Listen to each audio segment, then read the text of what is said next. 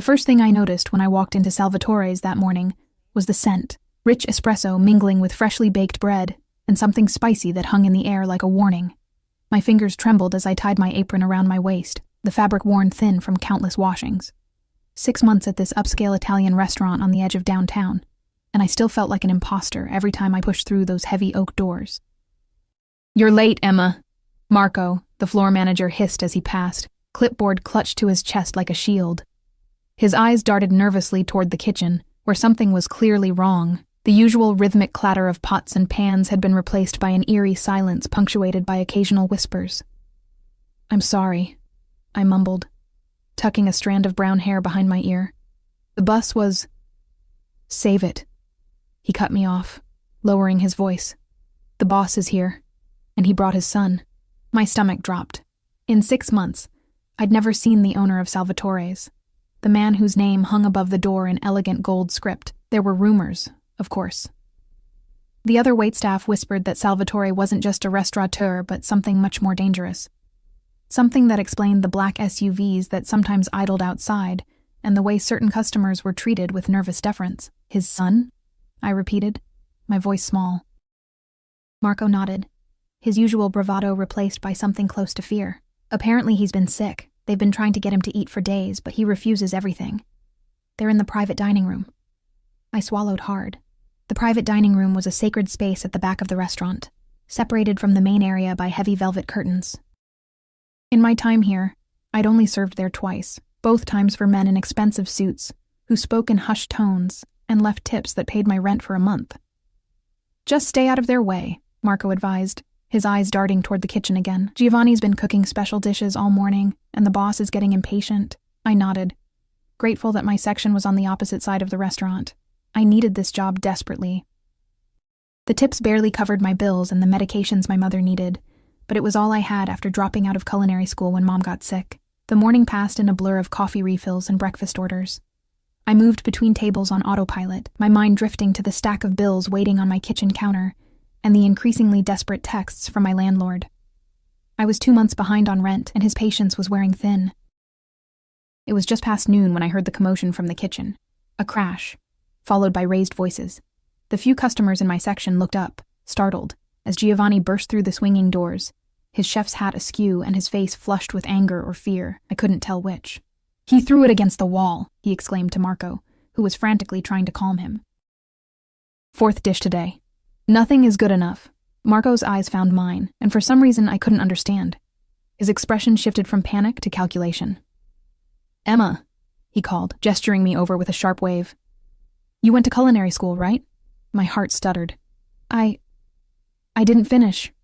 I had to—" "But you know how to cook," he pressed, his tone leaving no room for modesty. I nodded reluctantly. Cooking had been my dream once, before reality had crushed it under the weight of hospital bills and responsibilities. "Yes, but—" "Good," Marco interrupted, already propelling me toward the kitchen.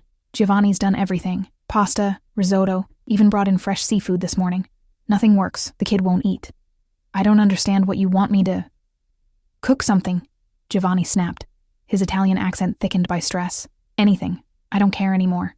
The father is—" He trailed off, making a quick gesture with his hand that I didn't need translated. "Dangerous." The father was dangerous. The kitchen was a disaster, evidence of Giovanni's frustrated attempts scattered across countertops and the floor. My mind raced. What could I possibly make that would satisfy a child who had rejected a 5-star chef's offerings? "How old is the boy?" I asked, rolling up my sleeves automatically. 7, maybe 8, Marco replied, checking his watch nervously. "And we have 20 minutes before the boss loses what little patience he has left." I closed my eyes briefly, memories washing over me, my own childhood, punctuated by rare moments of happiness that always involved my grandmother's kitchen, the simple dishes she made when I was sick or sad. "Let me try something," I murmured, moving toward the refrigerator with newfound purpose.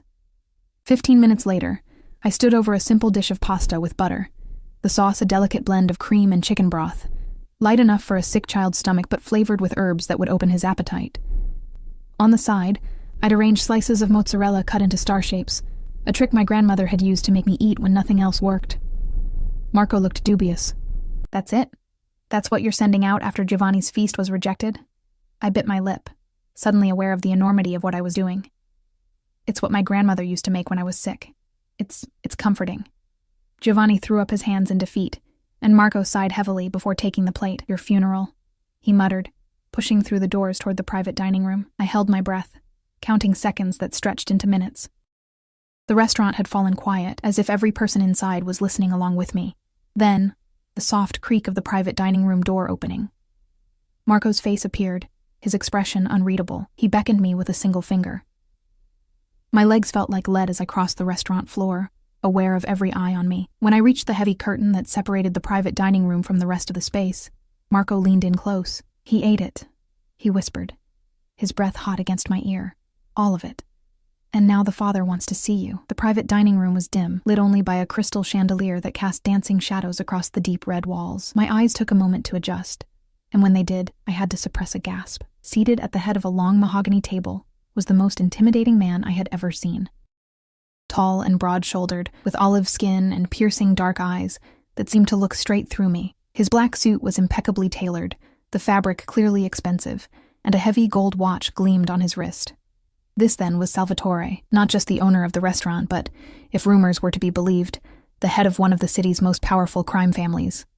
Beside him sat a small boy with the same dark eyes, his face pale but his cheeks now showing a hint of color. An empty plate sat before him, the star-shaped cheese slices gone. You made this? Salvatore asked, his voice deep and accented, each word precisely chosen. I nodded, not trusting myself to speak. My son has been ill for 5 days, he continued, one large hand resting protectively on the boy's shoulder. He has refused everything, the best chefs, the best doctors. He paused, studying me with an intensity that made my skin prickle. Yet he eats your simple pasta. Why? I swallowed hard, gathering my courage.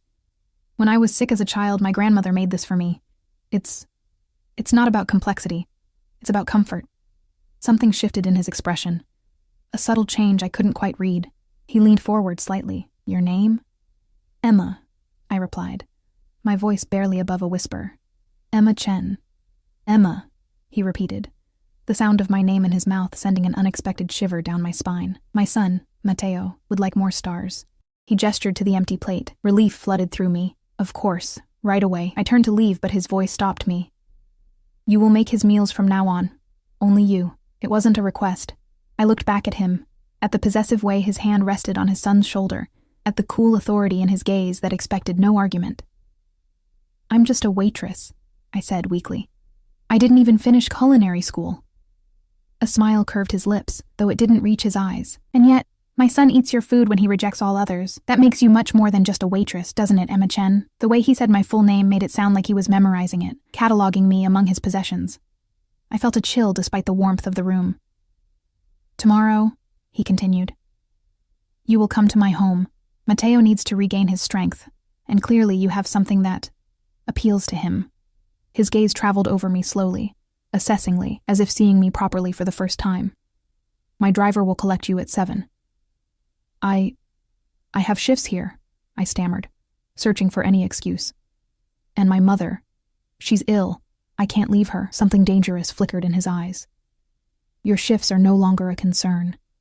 As for your mother, he withdrew a sleek phone from his jacket pocket and spoke rapidly in Italian to someone on the other end, before returning his attention to me. What is her condition? The abrupt question caught me off guard. Multiple sclerosis, I replied automatically.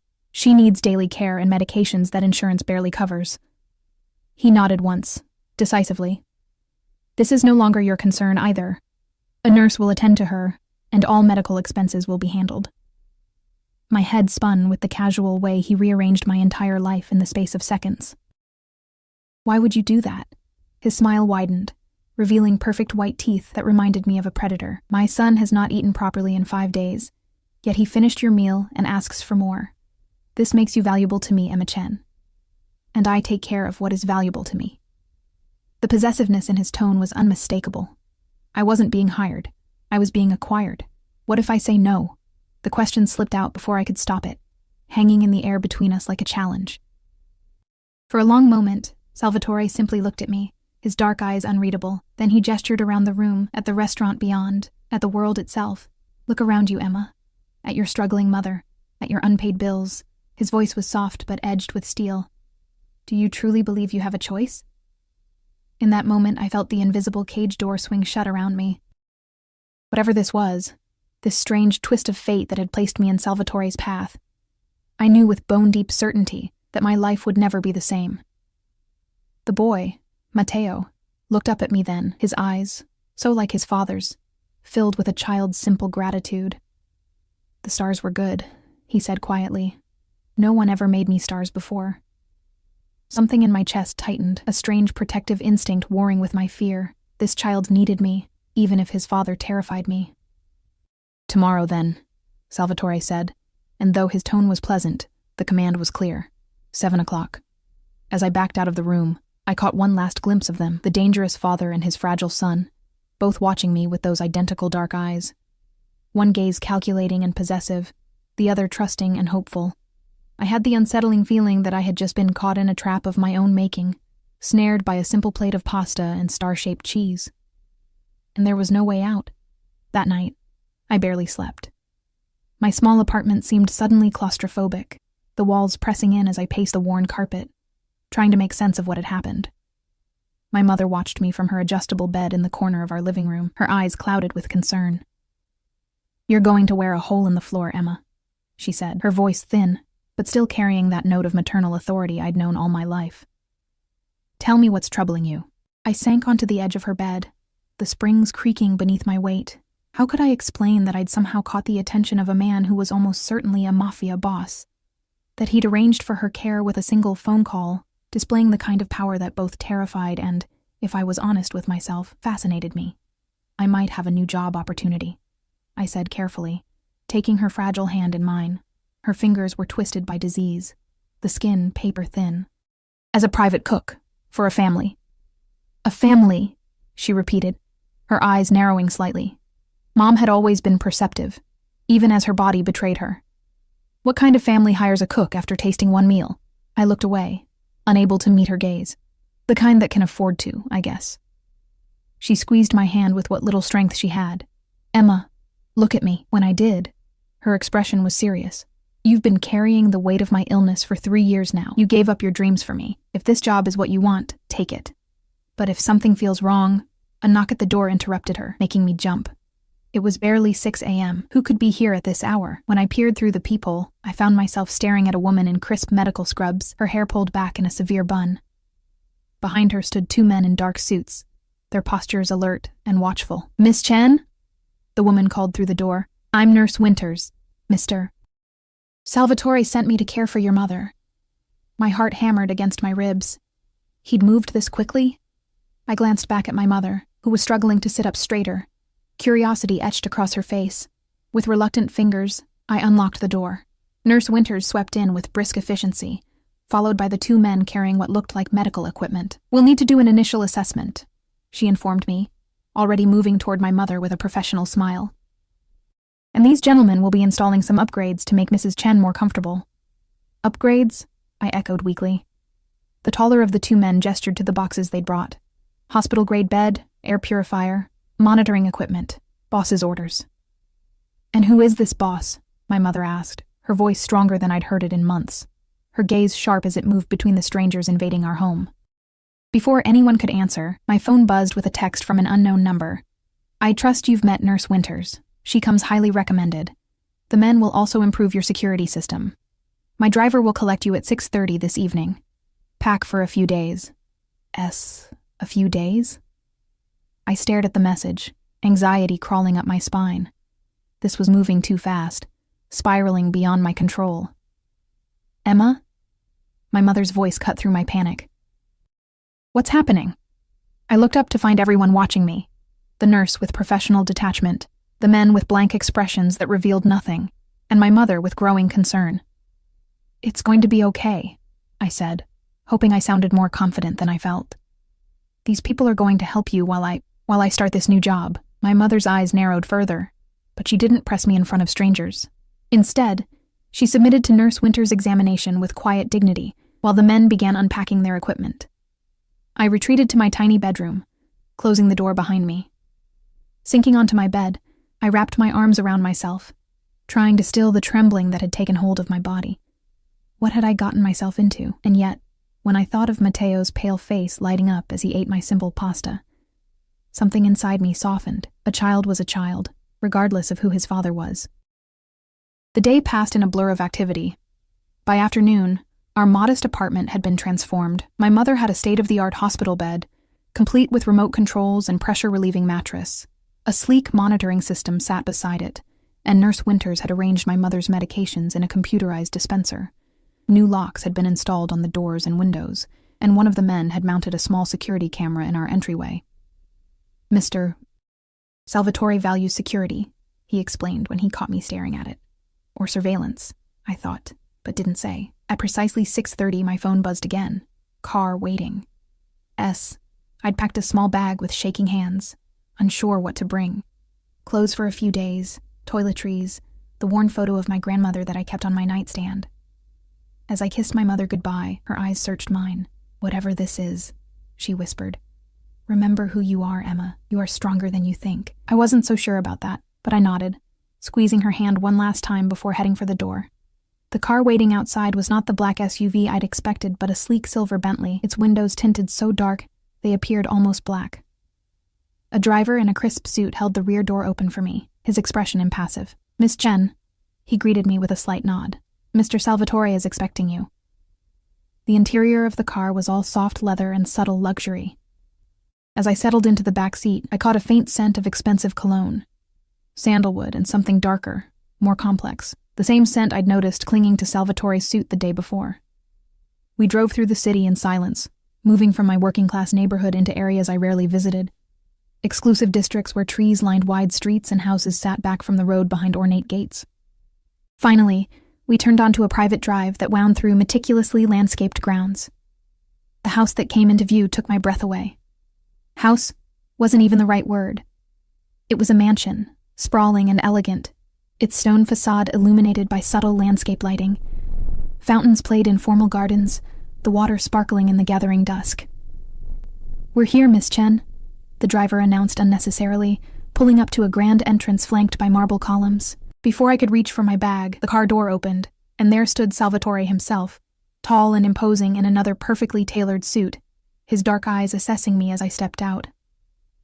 Emma, he said, my name rolling off his tongue like he was tasting it. Welcome to my home. Up close, he was even more intimidating than I remembered. A thin scar ran along his jaw, visible only when he turned his head just so. His hair, black with threads of silver at the temples, was swept back from a face that might have been handsome, if not for the cold calculation in his eyes. Thank you for arranging care for my mother, I said, finding my voice at last. It wasn't necessary to, it was entirely necessary. He cut me off, taking my bag from the driver with a casual strength that made the gesture more possessive than courteous. Come. Matteo is waiting.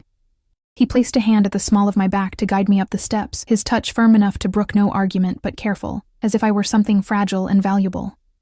I was acutely aware of the heat of his palm through the thin fabric of my blouse, of how small I felt beside him. The entrance hall was a soaring space of marble and crystal, a chandelier the size of my entire apartment hanging overhead. Staff stood at attention as we passed. A butler, several maids, and men who didn't look like household staff at all, but rather like the security personnel who had visited my apartment that morning. Your home is beautiful, I murmured, for lack of anything better to say. Salvatore's lips quirked in what might have been amusement. This is just one of my residences. Perhaps you'll see the others in time. The casual presumption that I would remain in his orbit long enough to visit his other homes sent another chill through me. This wasn't a job offer. It was an acquisition. We passed through several richly appointed rooms, before reaching what appeared to be a residential wing. Salvatore stopped before a door carved with intricate patterns and knocked softly. Matteo, he called, his voice gentler than I'd heard it before. I've brought someone to see you. The door opened to reveal a slight woman in a nurse's uniform, her expression softening when she saw Salvatore. He's had a good day, sir, she reported. His fever is down, and he's been asking about the lady with the stars. Salvatore nodded, dismissing her with a gesture before ushering me into a child's paradise. The room was enormous, one wall entirely glass looking out over illuminated gardens. A custom bed shaped like a race car dominated one corner, surrounded by shelves laden with toys and books. A massive television was mounted on another wall, gaming consoles arranged neatly beneath it. And there, Propped up against pillows in the race car bed was Matteo. His color was better than the day before. His dark eyes, so like his father's, lighting up when he saw me. "You came!" he exclaimed, his voice high and clear. "Papa said you would cook for me again." Salvatore's hand pressed more firmly against my back, guiding me toward the bed. "I told you I would bring her, didn't I, tesoro?" he said, affection evident in his tone. "Emma is going to stay with us for a while, to make sure you eat properly and get strong again." Matteo beamed at me, revealing a missing front tooth that made him look endearingly ordinary, despite his extraordinary surroundings. "Will you make stars again?" I couldn't help but smile back, my fear momentarily forgotten in the face of his childish enthusiasm. "I can make stars, and moons, and whatever shapes you like. I have a special kitchen prepared for you," Salvatore informed me, watching our interaction with those observant eyes that seemed to miss nothing. "Anything you require will be provided." I turned to look at him, suddenly aware of how close he stood, how the scent of his cologne enveloped me. "I don't understand why you've gone to all this trouble. Surely your regular chef could learn to make what Matteo likes." Something dark flashed in his eyes. "My son has rejected food prepared by a dozen chefs. He eats what you make. That makes you irreplaceable." The word hung between us, heavy with implication. Irreplaceable. Valuable. His. "Emma will make dinner now, yes, Papa?" Matteo asked, oblivious to the tension crackling in the air between his father and me. Salvatore's expression softened as he looked at his son. "Yes, she will, and then perhaps she can read you a story before bed." His gaze shifted back to me, a statement rather than a question. I nodded, not seeing any choice but to agree. I'd like that. His smile was satisfied, like a man who has acquired something he's long desired. "Perfect. I'll show you to your kitchen, and then to your rooms. You'll find I've had some suitable clothes delivered for you. The ones you brought are—" His eyes swept over my simple jeans and sweater, his distaste evident. "Inadequate for your new position." My cheeks burned with embarrassment and a flicker of anger. "My clothes are perfectly functional for cooking," I protested.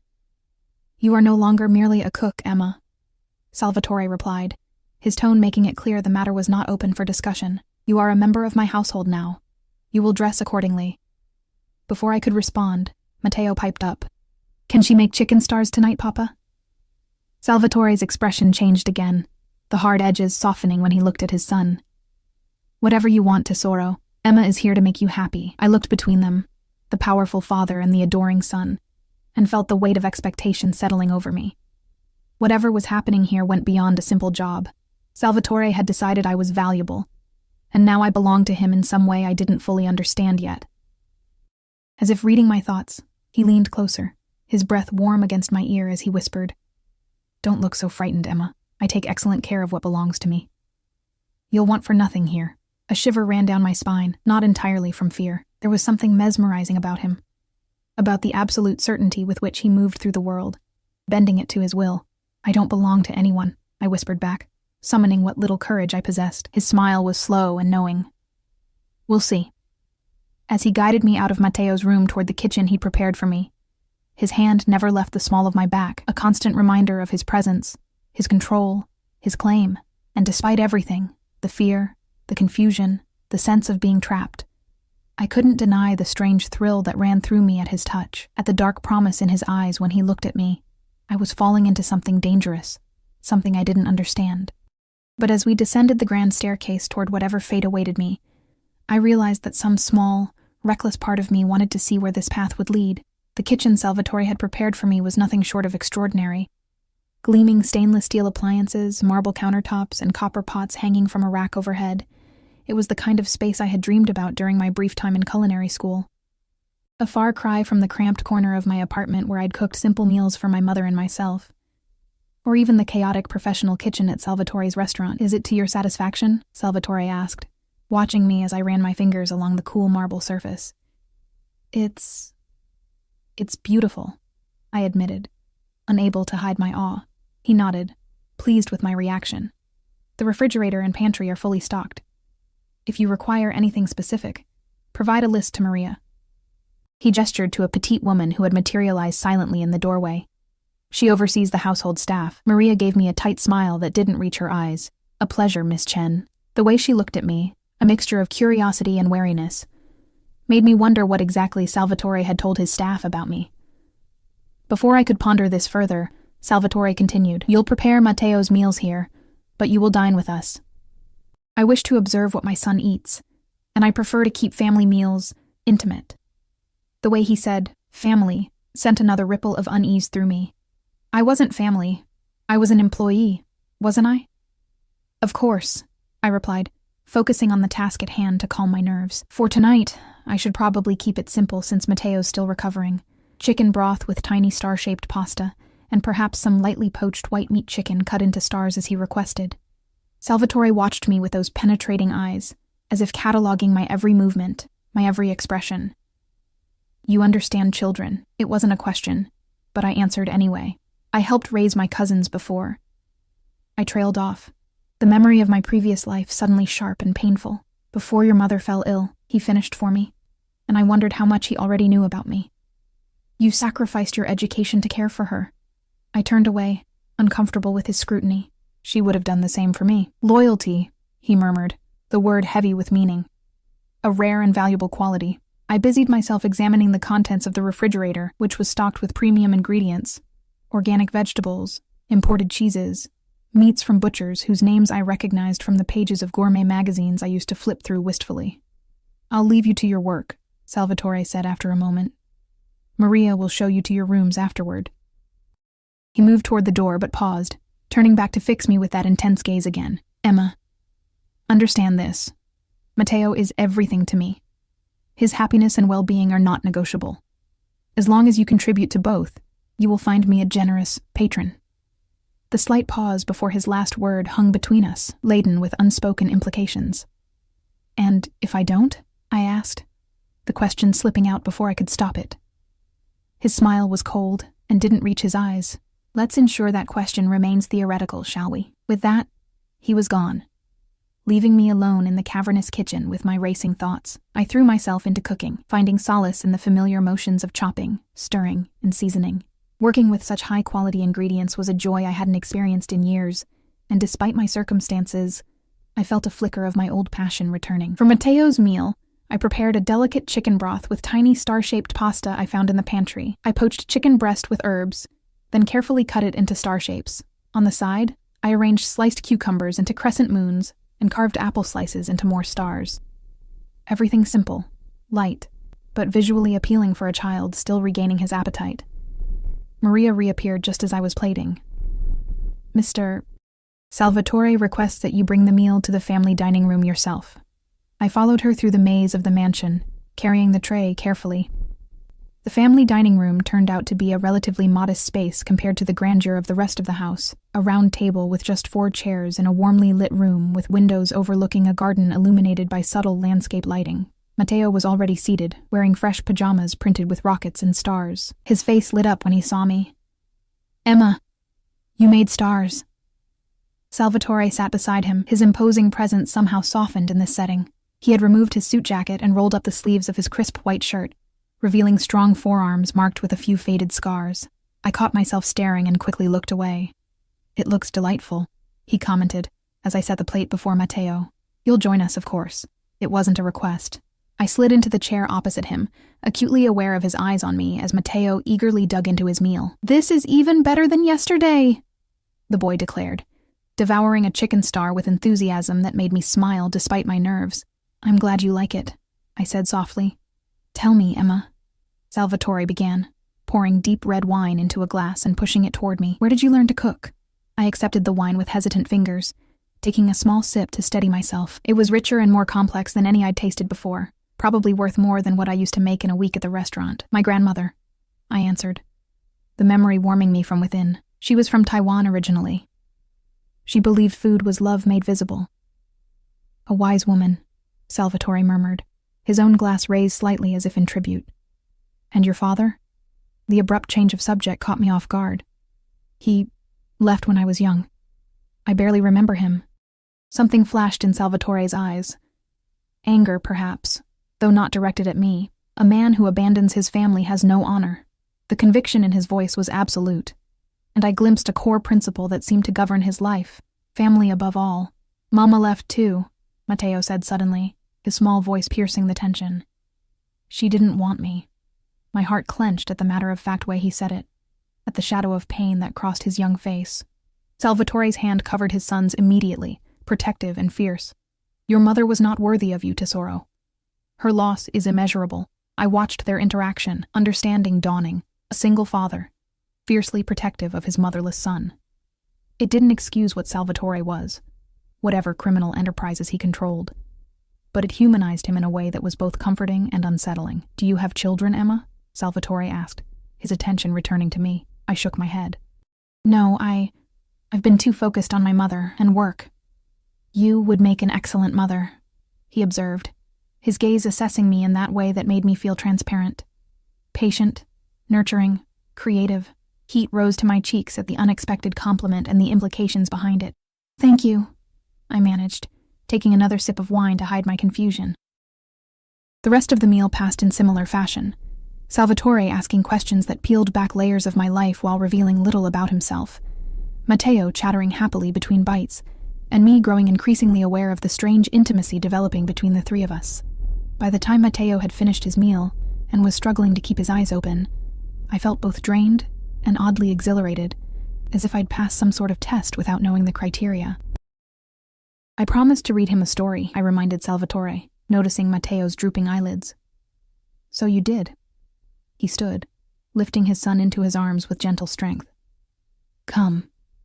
I followed them back to Matteo's room, where Salvatore tucked the boy into his race car bed, with a tenderness that contrasted sharply with the controlled power he exuded in every other setting.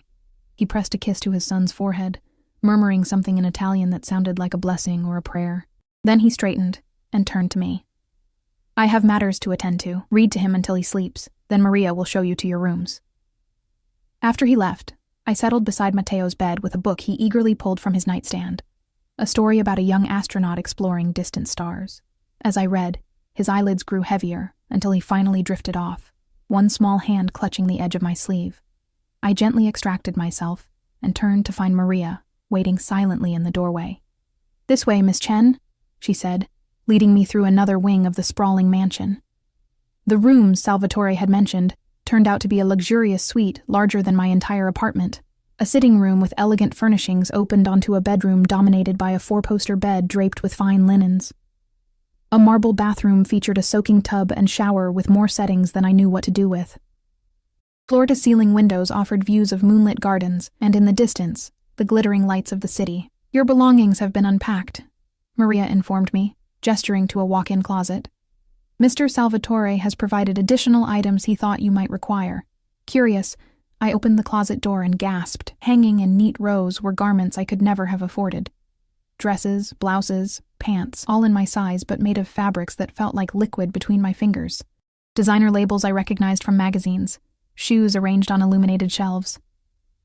"There must be some mistake," I stammered. "I'm just here to cook for Matteo." Maria's expression remained impassive. "Mr. Salvatore was quite specific about your accommodations and wardrobe. The items in the blue section are for cooking and casual wear. The black section is for evenings. The red..." Her eyes flickered briefly. "The red section is for special occasions." I glanced at the red section and felt heat rise to my face at the sight of silken garments that seemed designed for seduction rather than practicality. "If you require anything else, use this," Maria continued, handing me a sleek smartphone. "It's programmed with necessary contacts and has security features Mr. Salvatore insists upon for all household members." Household members, not staff, not employees. The distinction wasn't lost on me. "Mr. Salvatore wishes to see you in his study before you retire," she added, moving toward the door. 15 minutes. I'll return to escort you." Alone in the opulent suite, I sank onto the edge of the bed, trying to process the whirlwind of the past 24 hours. I'd gone from struggling waitress to... what, exactly? Private chef? That didn't explain the luxurious accommodations, the expensive clothes, the way Salvatore looked at me with that possessive intensity. The phone in my hand buzzed with a message. "Your mother is comfortable and sleeping peacefully. Medications administered on schedule. Will update again in morning." Nurse Winters attached was a photo of my mother, looking indeed peaceful in her new bed, surrounded by equipment that would monitor her condition through the night. Another reminder of the power Salvatore wielded and the golden cage he was constructing around me. 15 minutes later, I'd changed into one of the casual outfits from the closet, a simple but elegantly cut blouse and pants that fit me perfectly, raising more questions about how Salvatore had obtained my measurements. I followed Maria through the quiet mansion, our footsteps muffled by thick carpets. She knocked on a heavy wooden door, then left me standing there alone when a deep voice called, "Enter." Salvatore's study was exactly what I would have expected. Dark wood paneling, leather-bound books lining the walls, a massive desk that emphasized the power of the man seated behind it. A fire crackled in a stone fireplace, casting dancing shadows across the room. "Emma," he greeted me, rising as I entered. He had changed as well, into a black cashmere sweater that softened his appearance without diminishing his authority. "Come, sit. Would you like a drink?" I shook my head, already feeling off balance without adding alcohol to the mix. "No, thank you."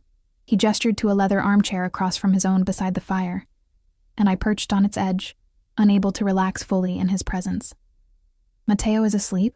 he asked, settling into his own chair with casual grace. "Yes." He barely made it through half the story. Salvatore nodded, satisfaction evident in his expression. "He ate well, thanks to you." "More than he has in a week. I'm glad I could help," I said carefully. "But I still don't understand why you've gone to all this trouble. The clothes, the suite, my mother's care. It seems excessive for a cook." His dark eyes studied me over the rim of his crystal tumbler. "You are not a cook, Emma. You are the person who brought my son back from the brink when doctors and specialists failed." He set down his glass, leaning forward slightly. "Do you know what it's like to watch your child refuse food day after day? To see him wasting away and be powerless to stop it?" The raw emotion in his voice caught me off guard. "No, I can't imagine. It is..." He paused, searching for the word. "Terrifying. Even for a man like me, who has faced many dangers without flinching. A man like me." The understated acknowledgement of what he was hung in the air between us. "You've researched me, I assume," he continued, his tone matter-of-fact. "Or at least heard rumors." I swallowed hard, wondering how honest I should be. "People at the restaurant whispered that you were connected, powerful beyond just owning restaurants." A smile played at the corners of his mouth. "A diplomatic way of putting it." He leaned back in his chair, regarding me with those penetrating eyes. "I control certain interests in this city. Business, real estate, entertainment. Some of these interests operate outside conventional legal frameworks." The casual admission should have terrified me, but instead, I found myself appreciating his directness. "Why are you telling me this?" I asked. "Because I want you to understand your position clearly." He steepled his fingers, his expression serious. "You have a unique ability to reach my son in a way no one else has managed since his mother abandoned us 3 years ago. That makes you invaluable to me, Emma. Not as an employee, but as an essential part of my household. Of my family's well-being." The weight of his words settled over me. This wasn't a job offer. It was something far more complex and binding. "What exactly are you asking of me?" I whispered, my heart pounding against my ribs. Salvatore rose from his chair and moved to stand before me, his towering presence making me feel small and vulnerable. He reached down, his fingers gently tilting my chin up to meet his gaze. "I'm offering you a place in my home. Security for yourself and your mother. A kitchen where you can create without limitations. In return, you will care for Matteo, ensure he thrives." His thumb brushed along my jawline, the touch sending an unexpected shiver down my spine. "And you will remain under my protection." Protection. The word carried layers of meaning, of obligation and control. "For how long?" I managed to ask, fighting the urge to lean into his touch. His smile was slow and certain. "Let's not pretend this is temporary, Emma. You've seen what I can provide. You've felt the connection with my son. And," his voice dropped lower, more intimate, "you feel the connection between us as well, though you may not wish to acknowledge it yet." Heat bloomed in my chest, spreading upward to my cheeks. I wanted to deny it, to tell him he was mistaken, but the intensity of his gaze seemed to strip away any possibility of deception. "I barely know you," I protested weakly. "That will change," he replied with absolute confidence. "Time is something I have in abundance." His hand moved from my chin to cup my cheek, the gentle possession of the gesture making my breath catch. 1 month, he said. "Stay for 1 month. Care for Matteo, cook in your beautiful kitchen. Let me show you the life you could have here. After that, if you wish to leave, I will not stop you. Your mother's care will continue regardless of your decision." It was a generous offer on the surface. far more generous than I had expected, and yet I sensed the steel beneath the velvet. Salvatore was not a man accustomed to being refused. 1 month, I agreed, my voice barely above a whisper. His smile widened, satisfaction and something darker, more possessive flickering in his eyes. Excellent. His thumb traced the curve of my lower lip, the touch so intimate it made my pulse race. You should rest now. Tomorrow will be a full day. He stepped back, breaking the spell that had momentarily enveloped us. Breakfast is at 7. Matteo will be eager to see what stars you create for him. I stood on shaky legs, nodding. Good night, then. As I reached the door, his voice stopped me. Emma. I turned to find him watching me, his expression unreadable in the firelight. You made the right choice, he said softly. I would have been most disappointed by any other answer. The gentle threat lingered in the air as I slipped out, making my way back through the silent mansion to my luxurious prison. In my suite, I changed into silk pajamas I found laid out on the bed, another item from the wardrobe Salvatore had prepared, and stood at the window, looking out at the city lights in the distance. Somewhere out there was my old life, my cramped apartment, the restaurant where I'd been just another anonymous waitress. Here, I was something else. Something valued, desired, and caged. As I slid between sheets softer than any I'd ever felt, I tried to tell myself I'd made a pragmatic decision. 1 month in luxury, ensuring my mother's care, cooking in a dream kitchen. I could endure anything for 1 month. But as sleep claimed me, Salvatore's face followed me into dreams. His dark eyes watching, his hands gentle yet possessive, his voice promising things I couldn't quite decipher, but that made my body warm with anticipation and dread in equal measure. I was falling into his world, and some treacherous part of me wanted to see how deep the rabbit hole went. Days melted into a week, then 2, in Salvatore's mansion. A routine emerged from the chaos of my new reality. Mornings spent crafting creative breakfasts for Matteo, whose appetite grew stronger by the day. Afternoons exploring the vast kitchen and experimenting with recipes I'd once only dreamed of trying. Evenings dining with father and son in that intimate family room where the lines between employee and something more blurred with each passing day. Matteo blossomed under my attention, his childish enthusiasm for my star-shaped foods, expanding to include moons, rockets, and eventually entire celestial landscapes crafted from fruits, vegetables, and carefully shaped proteins. His recovery was remarkable. The pale, listless boy I'd first encountered transformed into an energetic child who dragged me through the gardens to show me his favorite hiding spots, or begged me to watch him demonstrate his growing prowess at video games. You've given him back his joy, Salvatore commented one evening as we watched Matteo race a remote-controlled car across the marble floors of the grand entrance hall, his laughter echoing off the high ceilings. I had forgotten what it sounded like. I glanced at him, caught off guard by the emotion in his voice. In these unguarded moments, when his attention was fixed on his son, I glimpsed the man beneath the menacing exterior, a father who would move heaven and earth for his child. He's a wonderful boy, I replied softly.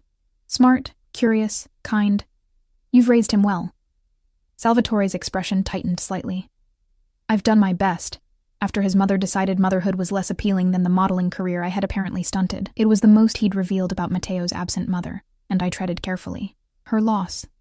His eyes shifted to me, dark and assessing. Yes, her loss indeed. That night, I found a small velvet box outside my suite door.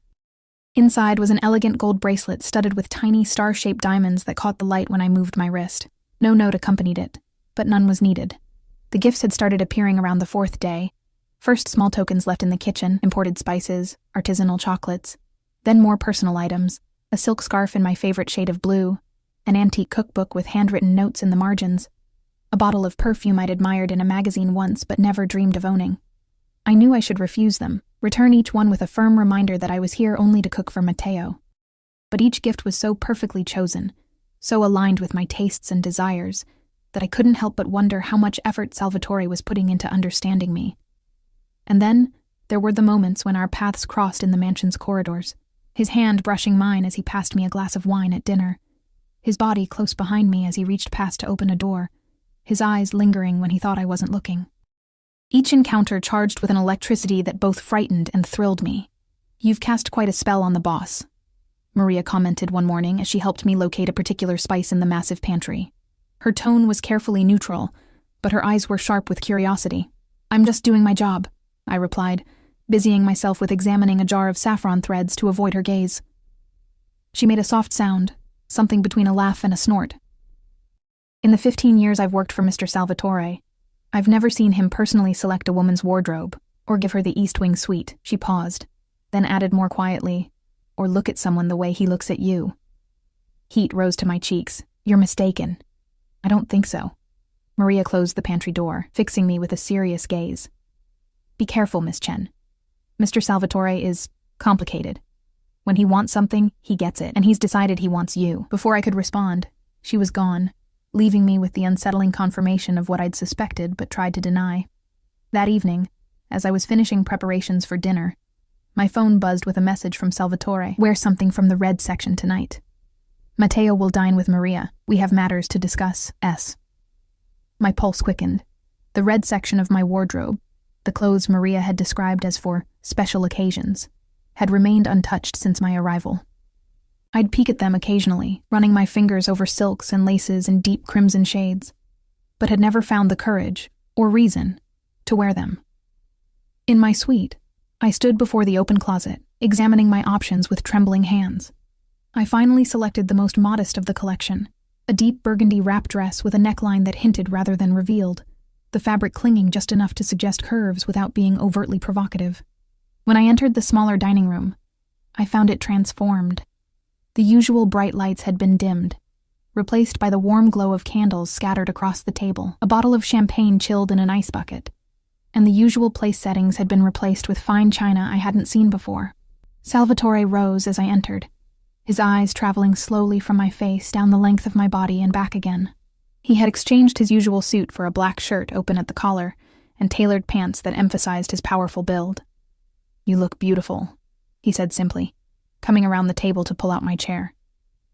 Thank you, I murmured, acutely aware of his proximity as I sat, of the scent of his cologne enveloping me. Where's Matteo? Having a Disney marathon with Maria. He returned to his seat across from me, pouring champagne into fluted glasses. He was disappointed not to have dinner with you, but perked up considerably when I mentioned pizza and ice cream were on the menu. I smiled despite my nerves, imagining Matteo's delight. You spoil him. I do, Salvatore agreed without apology, handing me a glass. Life is unpredictable and often cruel. I see no reason to deny him small pleasures when I can provide them. His words carried an undercurrent I couldn't quite decipher, a shadow of something that hinted at experiences that had shaped his worldview. To new beginnings, he said, raising his glass in a toast. I hesitated only briefly before touching my glass to his. New beginnings. The meal that followed was exquisite. Dishes I hadn't prepared, presumably from the chef who managed Salvatore's formal entertaining. We ate and talked, the conversation flowing more easily than I would have expected, ranging from food to art to travel. Salvatore revealed glimpses of a cultured intellect behind his intimidating exterior, describing trips to galleries in Florence and theaters in Vienna with genuine passion. It was almost possible to forget who he was, what he did, in these moments where he was simply a man sharing his interests and experiences.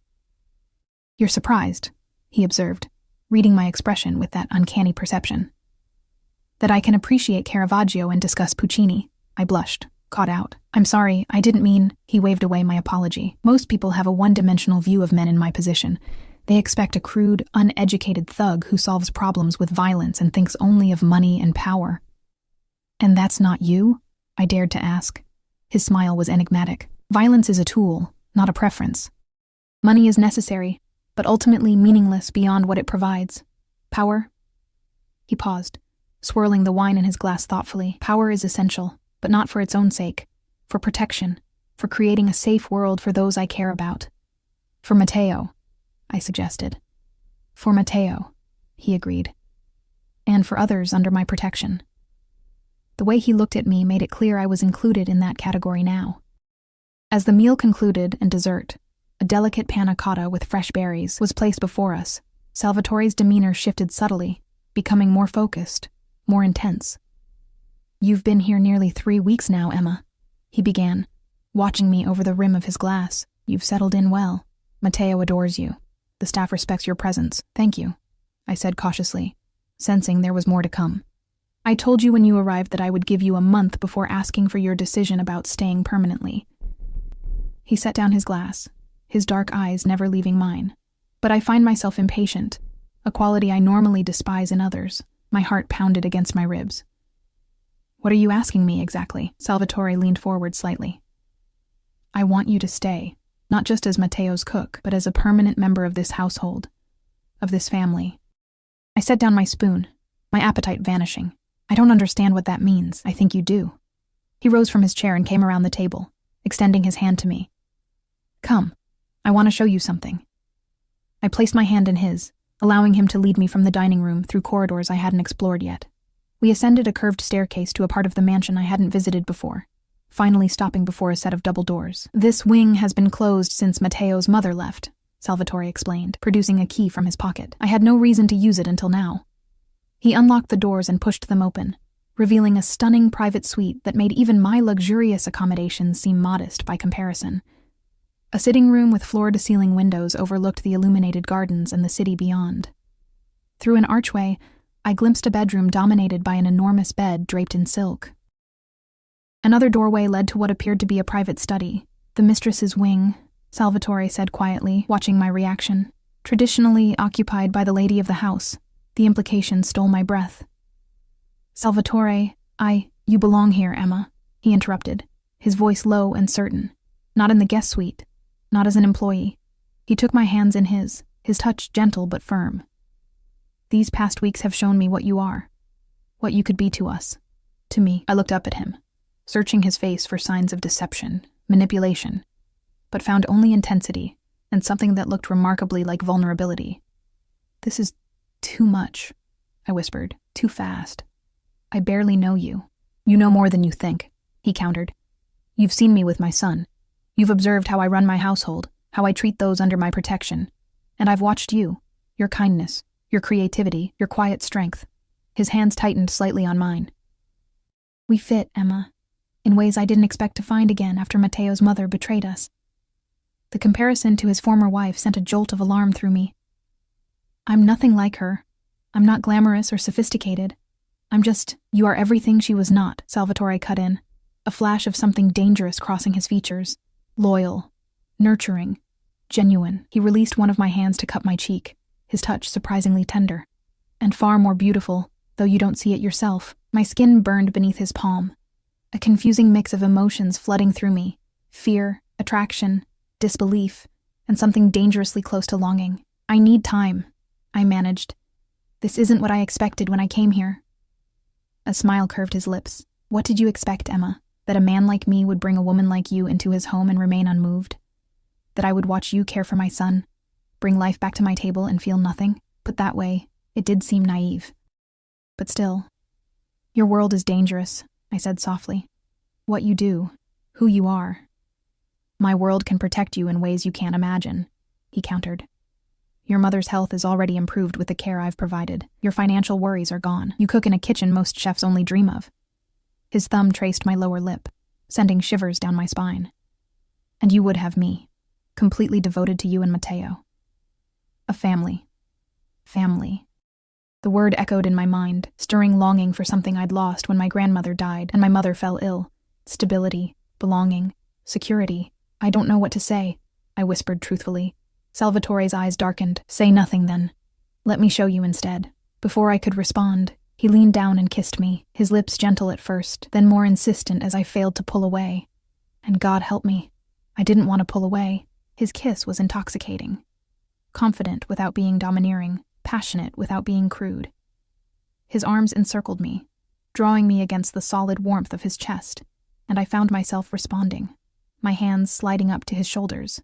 When we finally broke apart, I was breathless, my thoughts scattered like stars across a midnight sky. Tell me you felt nothing, Salvatore challenged softly, his forehead resting against mine, and I will never touch you again. I couldn't lie.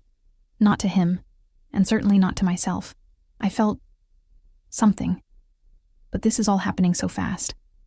He stroked my hair back from my face with surprising tenderness. We have time. I've waited this long to find someone worthy of standing beside me, of helping raise my son. I can be patient a while longer. The way he looked at me, as if I were precious, irreplaceable, made my heart ache with a confused longing. No one had ever looked at me that way before. I should check on Matteo, I said, needing space to think, to breathe without the intoxicating scent of his cologne clouding my judgment. Salvatore nodded, releasing me reluctantly. Of course. He brushed a final kiss against my temple. Think about what I've said, Emma, about what I'm offering. Not just luxury, but belonging, protection, family. As I moved toward the door, he added, and Emma, when I turned back, his expression was serious, almost vulnerable. I don't make such offers lightly. Or often. I nodded, understanding the significance of what had just transpired. This powerful, dangerous man had just laid his heart bare, at least as much as someone like him could, and despite everything, the speed, the circumstances, my lingering doubts about his world, part of me wanted to accept. That night, I lay awake in my luxurious bed, my fingers absently tracing the star-shaped diamonds on the bracelet he'd given me. Through my window, I could see the city lights twinkling in the distance like a galaxy just out of reach. My old life seemed impossibly far away now, fading like a dream upon waking. My phone buzzed with a nightly update from Nurse Winters. Your mother had a good day. The new treatment Dr. Morris prescribed is showing positive results. She asked about you. I told her you were doing well in your new position. Attached was a photo of my mother sitting up in her bed, color in her cheeks I hadn't seen in months, a book open on her lap. She looked better than she had in years. Another message followed almost immediately, this one from Salvatore. Sleep well, Emma. I find myself counting the hours until breakfast. Such a simple message, yet it sent warmth spreading through my chest. Was this what it felt like to be wanted? Not just desired, but truly valued? I closed my eyes, remembering the feel of his lips on mine, the strength in his arms as he held me, the way he looked at me as if I were the answer to a question he'd been asking his entire life. 1 week remained of my promised month. 1 week to decide if I would step fully into Salvatore's world, with all its danger and luxury and intensity. 1 week to determine if what I felt in his presence was real, or merely the product of circumstances and his overwhelming charisma. But as I drifted toward sleep, one truth became increasingly clear. I was already far deeper than I had intended to go, and the thought of leaving this place, this life, this man and his son, created a hollow ache in my chest I wasn't sure I could bear. The final days of my promised month unfolded like scenes from a dream I wasn't entirely sure I wanted to wake from. Matteo's health had fully returned, his appetite robust, his energy boundless. Each morning he bounded into the kitchen while I prepared breakfast, eager to see what shapes I'd created for him, his delight in the simplest things infectious. Emma, will you stay forever? He asked one afternoon as we sat in the garden, watching butterflies flit between late-blooming flowers. The autumn air carried a crisp edge, but the sun was warm on our faces. I looked down at his hopeful expression, at those dark eyes so like his father's, and felt my heart constrict. Would you like me to stay? He nodded emphatically. Papa smiles now. He didn't smile before you came. Such a simple observation, yet it carried the weight of truth. Salvatore had changed in subtle ways since my arrival, the hard edges of his demeanor softening when we were together, moments of genuine warmth breaking through his controlled exterior. After our kiss in the mistress's wing, he had been true to his word, giving me space to think. But his presence was a constant, magnetic force. His hand at the small of my back as we walked through the gardens, his eyes finding mine across rooms, the brush of his fingers against mine when he passed me a glass or a book.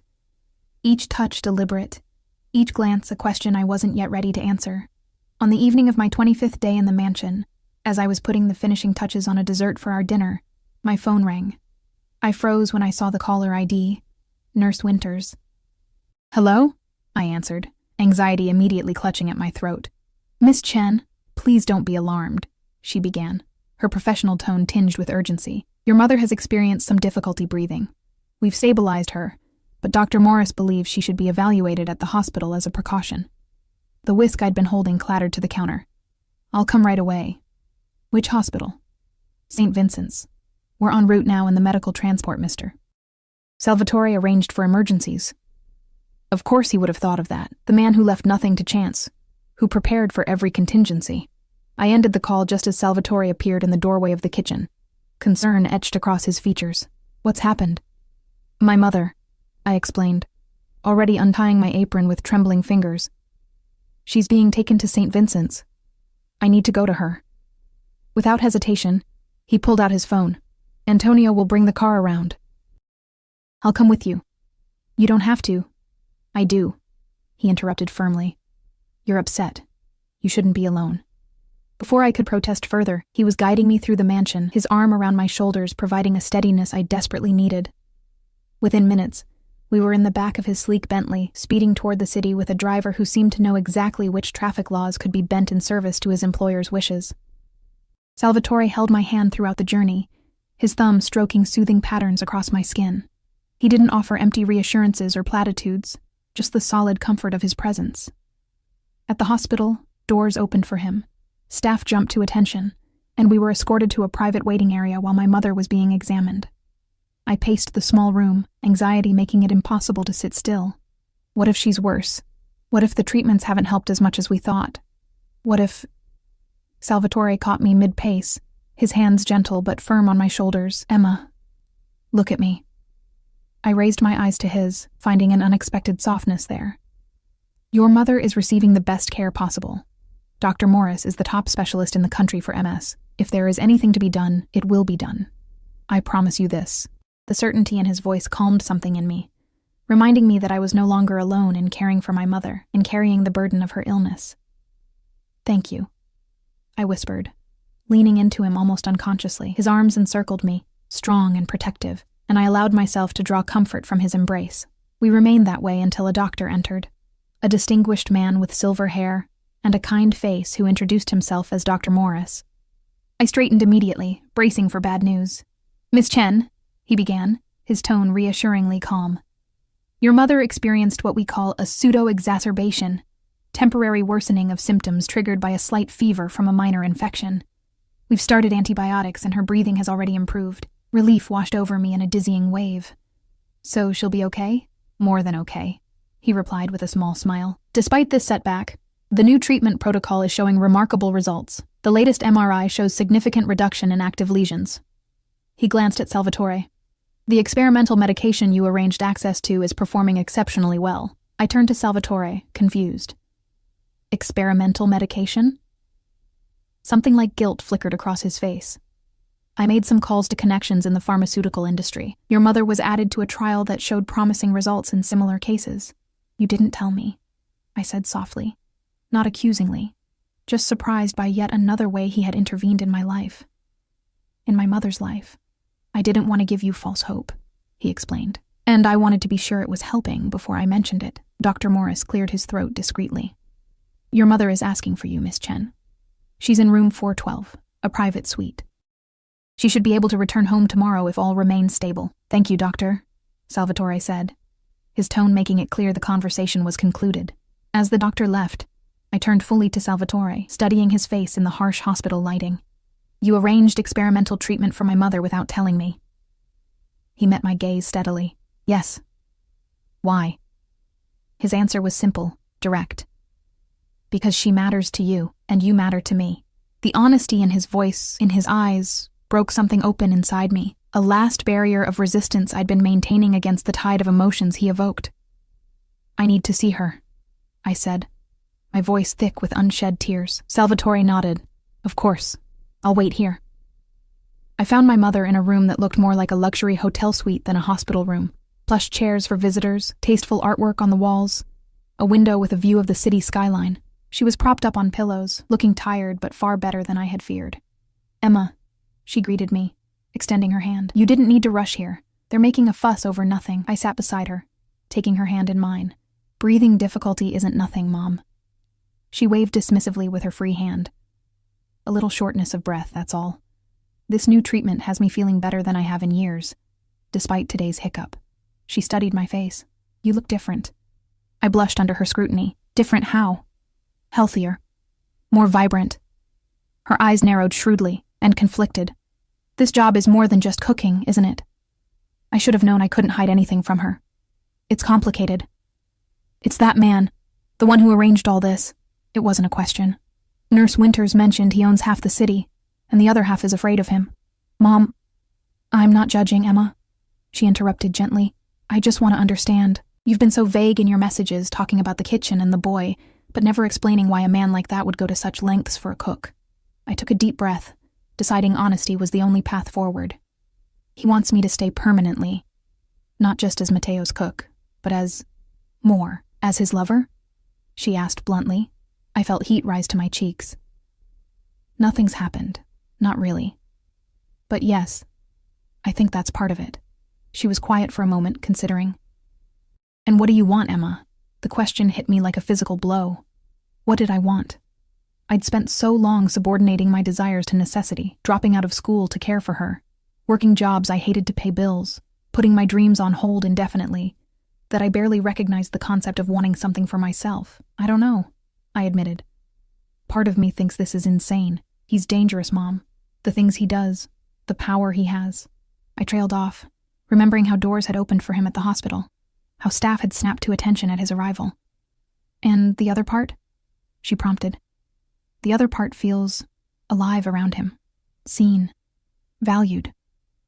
I looked down at our clasped hands. Matteo is wonderful, sweet and bright and so eager for affection. And Salvatore is complicated. But there's something real beneath all the power and control. When he looks at me, I feel like he's seeing something no one else has ever noticed. My mother squeezed my hand. You know, your father looked at me that way once, like I was a revelation. I stiffened slightly. She rarely spoke of my father, the man who had walked out when I was too young to form lasting memories of him. Before he left, you mean? I said quietly. She smiled sadly. Yes, before that. Love doesn't always last, Emma. But that doesn't mean it isn't real while it exists. Are you saying I should accept? Move into a mafia boss's mansion and become what? His mistress? His wife? I'm saying you should listen to your heart for once, instead of your sense of obligation or practicality. She reached up to touch my cheek. You've sacrificed so much for me. Maybe it's time you chose something for yourself, even if it's complicated, even if it's dangerous. I leaned into her touch, tears threatening. What if I make the wrong choice? Then you'll deal with the consequences, just as you've always done. Her voice grew softer. But Emma, watching you deny yourself happiness year after year has been its own kind of pain for me. This man, whatever else he may be, makes you feel something. I can see it in your eyes. Before I could respond, a soft knock at the door announced a nurse with medication. I kissed my mother's forehead, promising to return the next day when she would be discharged. In the waiting room, I found Salvatore standing at the window, his powerful silhouette outlined against the city lights. He turned as I entered, his expression questioning. She's doing better, I assured him. Thank you for everything. He nodded, studying my face. You've been crying.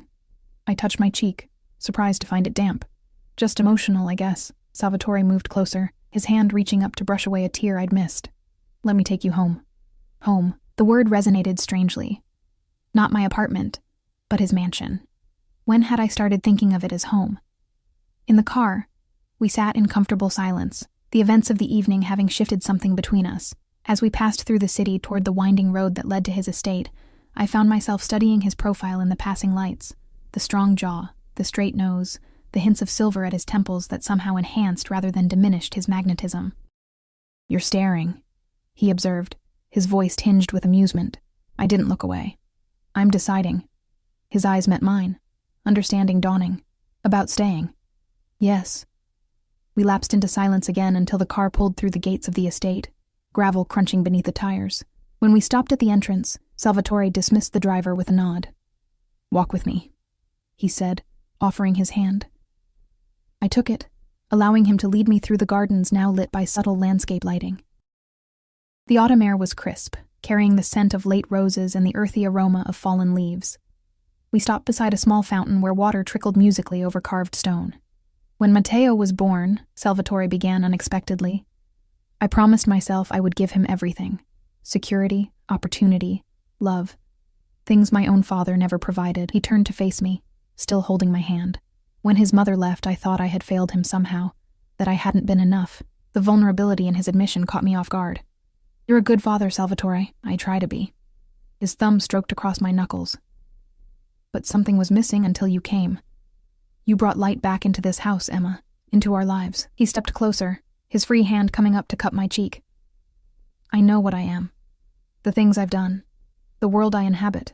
I wouldn't ask you to enter it blindly. I know enough, I whispered. Do you? His eyes searched mine. I have enemies. My business is often dangerous. The protection I offer comes with its own price. A cage, even a golden one, is still a cage. I said softly. He nodded, a sad smile touching his lips. Yes, but every choice in life carries constraints, Emma. Your devotion to your mother has been its own kind of cage, has it not? Poverty, its own prison?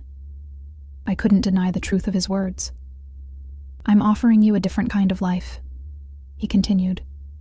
One with luxury, yes, with protection and privilege, but also with challenges uniquely its own. His gaze intensified. I'm offering you a family, myself, Matteo. A place where you belong completely. I thought of my mother's words, of the way Matteo's face lit up when I entered a room, of the dreams I'd abandoned and the new ones that had begun to form in this strange, unexpected chapter of my life. If I stay, I began carefully, I need to know it's real, not just gratitude because I helped your son, or fascination that will fade once the novelty wears off. Salvatore's expression softened with something that looked remarkably like tenderness. Emma Chen, I have commanded respect, inspired fear, and purchased loyalty throughout my life. But in you, I've found something I cannot demand or buy. Genuine care for my son, understanding of the man beneath the power, and a spirit that both challenges and complements my own.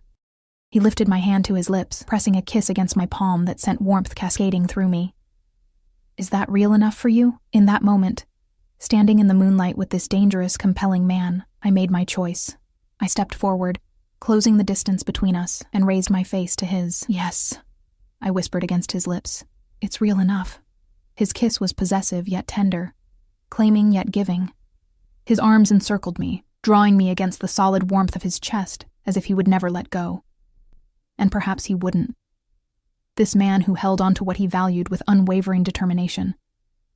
When we finally broke apart, his dark eyes gleamed with satisfaction and something deeper, more profound. Welcome home, Emma. And in those words, I found my answer. Home wasn't a place, not my childhood house with my grandmother's kitchen, not the apartment I'd shared with my mother, not even this palatial estate with its gardens and fountains. Home was where you were seen, valued, and chosen. Where you belonged. In Salvatore's arms, with Matteo's future stretching before us, I had found mine.